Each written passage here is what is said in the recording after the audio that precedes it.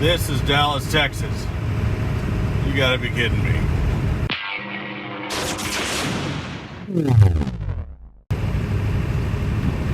I have never loved my 4x4 Excursion more than I do today. I'm one of the only people out on the road that's getting around. Worst winter storm we've ever seen. Temperature is below zero here in Texas. We are not equipped for the snow or the ice. We don't have, you know, the trucks and the plows and the sand trucks and salt and stuff to deal with this. And I'm one of the few people out on the road. If you don't have a 4x4 truck, you got no business being out here, I tell you. Because I have no problem getting around. This 4x4 Excursion, it was made for this. These guys, they can't even get around. I can blast through this and I don't have any problem at all. I'm having zero issues at all. I mean, dude, I'm blasting through this like it was nothing. This is the worst winter storm I've ever seen here in Texas, living here my entire life. Not but a couple days ago, I was out by the pool of my Vegas house. Just a t-shirt on, sunshine in my face, warm breeze blowing through the palm trees. And now, I am in the tundra like I am in Minneapolis. This is straight up winter. I mean, it is minus 12, it says, in Dallas, Texas. What in the hell is going on?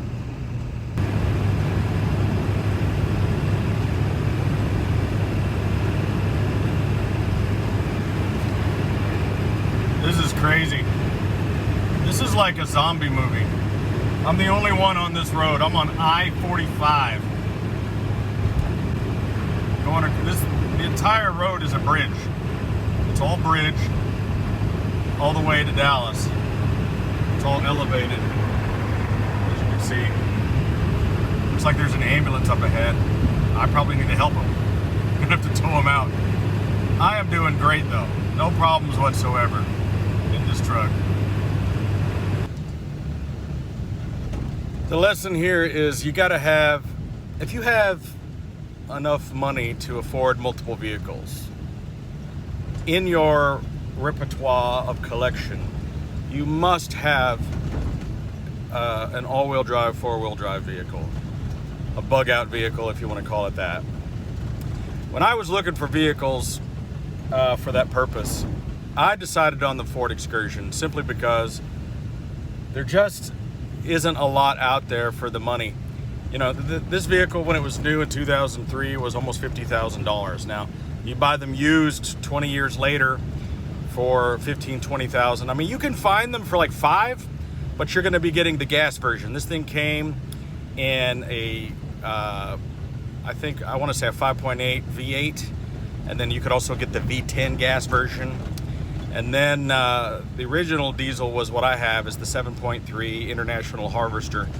And it came as a turbo and a non-turbo. This one's the turbo.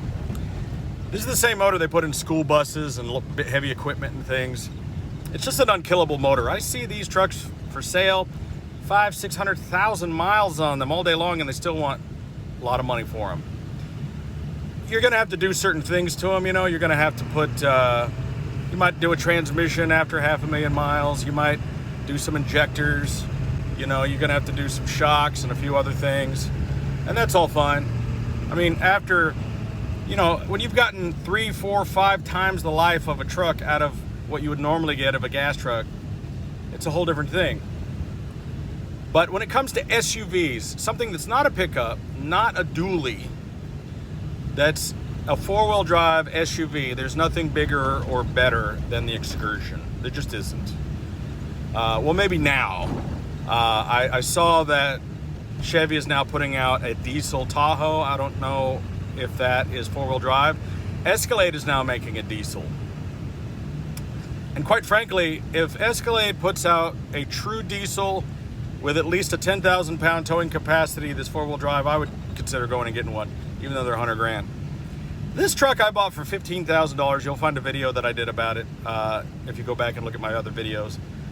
But I'm just telling you, this thing will tow more than just about any SUV that's made. I mean, you guys see me towing that 32-foot trailer everywhere. I have had little problems with it, like I just replaced the starter. Excuse me. We also replaced the rear end on it. I did the shocks. We put in rear stabilizers, airbags, spring shackles, front steering stabilizers. You know, I had little bullshit happen, like the hose clamp came off of the of the coolant hose when we changed the hoses, and you know, when the dude put the hose clamp back on, it wasn't on all the way. I mean, you know, but otherwise, it's been pretty cherry. See, these people with their fake SUVs, or their, you know, they got their BMW and their what is that thing up there? A Toyota something or another. You know what I mean? They can't handle it. They can't do it. So another thing I'll mention that I did preventatively is I added an Antigel to my tank before the ice hit. Now, some of you out there may be diesel owners, and maybe you live in a warmer climate like here in Texas, and you've never had to experience this and you don't know about it. So if you don't, I'll fill you in. Diesel, unlike regular gas, will freeze, believe it or not. Now, it starts to gel, become thick and gelatinous at freezing temperatures. Now, when you get down where it is right now, where it's right now my temperature gauge says it's 8 degrees outside. When you get that cold, your fuel will literally start to turn into Jell-O, and then you're not going anywhere. So when you go to the truck stop, you'll probably see all of these diesel additives out there for sale, and some of the ones that are out there are called Antigel. There's a red bottle called Diesel 911 for when your stuff has frozen. When I filled up, I put in a bottle of Antigel. Good thing I did, because there's probably a lot of people out there in Texas, they drive diesels, and now they are in below freezing temperatures, and maybe the truck isn't going to start, or their whatever it is. So you need to have this stuff around. You need to keep an eye on the weather, and when it's getting cold, you need to put in some Antigel. And really, as nasty as a lot of the diesel is at a lot of these places, you should be putting in some diesel treatment with every tank. I put in usually some diesel clean with the cetane, whatever it's called, and other different additives every time. Also, if you have a block heater, you would want to plug it in. Chances are your truck probably does have a block heater. You just probably never used it. You look up under the front, you may find an electrical outlet plug head sticking out, hanging out there. I had my truck plugged in last night. If you don't, sometimes it's good to put in a oil additive. I like, you know, the Z-Max. Z-Max is a great product. Comes in like a little beaker, but I've had good luck with it. So just some tips from me. I've owned a lot of diesels.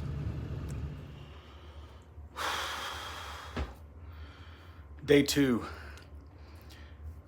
Power's been out for, they're doing rolling blackouts. What they're doing is they're turning the power off. They'll turn the power on for 2 to 4 hours, and they'll leave it off for like 12 hours. All right.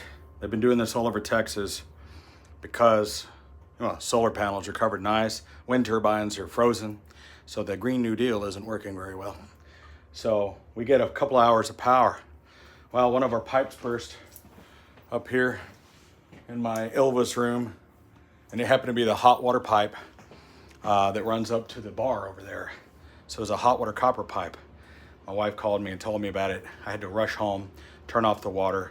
But luckily, we could turn off the water at the hot water heater that feeds the house and then leave the cold water on. So we have cold water, but the water in the kitchen isn't working because its pipes are frozen. So far they haven't burst, I don't think. So this room is screwed. Yeah, look at that. And we had this room completely redone a couple of years ago because the ceiling had caved in from a roof leak. So this entire ceiling is new. All this flooring is new. Hopefully it won't be damaged, I don't know. But this is our spare room, our Elvis room. And here was where we had the TV and the dresser. It all just got destroyed. And this right here just got completely just ruined. This is one of my B&K Elvis suits. It's like a $5,000 Low Haas suit, and it's been just destroyed. His boots are destroyed. I mean, I don't know if I can get that clean. Probably not. Okay, so what I've done here is I have wired in my generator to the furnace. We have a gas furnace that's operated by 110 electrical, but gas. So, in order to get the furnace on, I've wired up this electrical cable. We got candles lit. We still don't have any lights, but I got my Honda generator that I've shown in other videos. Let me tell you, that thing started right up. Ice cold, hadn't started it in a long time, started right up. So, we have no electricity. You know, we're trying to pack so we can move, but we have heat, finally. Oh, this has been a rough couple of days. I can't even begin to describe all the bullshit we've been dealing with. Yesterday, you know, it was kind of like, oh wow, the snow, wow, fun. I tell you, there's one song keeps coming to mind. It's Hank Williams Jr. Country boy will survive. Come on. I would not call myself a country boy. I'm definitely a city boy. But this city boy knows how to take care of stuff. Your average, you know, your average panty waist is not going to be able to like rewire their house to get their furnace to work. They're not going to be able to figure out, you know, even how to turn off the water at the street when they have a pipe explode. Just simple things like that. These average bunch of wusses, they can't figure it out. They can't do it. And, you know, when the proverbial shit hits the fan and we're stuck in a major disaster, you know, I'm not a prepper guy. You know, I'm not a guy with a bunch of hidden meals and things, but however, it's not such a dumb idea in today's world. You know what I mean? You got to have some certain things, basic tools, you know, a small generator, you know, you don't have to have one that'll run your whole house. That little Honda generator, and by the way, get a Honda generator. I've talked about this before. I know I did a review of the Adama generator or whatever it was called, but here's the deal. The reason Honda generators cost so much, the reason they cost twice as much as all the others is because you could take one of those little Honda generators and some bitch started immediately. I haven't started it like in a year. You know what I'm saying? That's why they cost twice as much, because it will start. And right now it's heating my house, that little generator. And that's just the bottom line. And I am so thankful I bought this big rattly ass 7.3 International Harvester diesel truck. The Ford Excursion was made for this. Like the guys at Ford got together and go, well, you know, we got the F-250 and it's pretty badass. And we got the Expedition, it's pretty badass. But you know what we need? We need the biggest SUV ever built. 4-wheel posi track. With the biggest engine ever put in anything.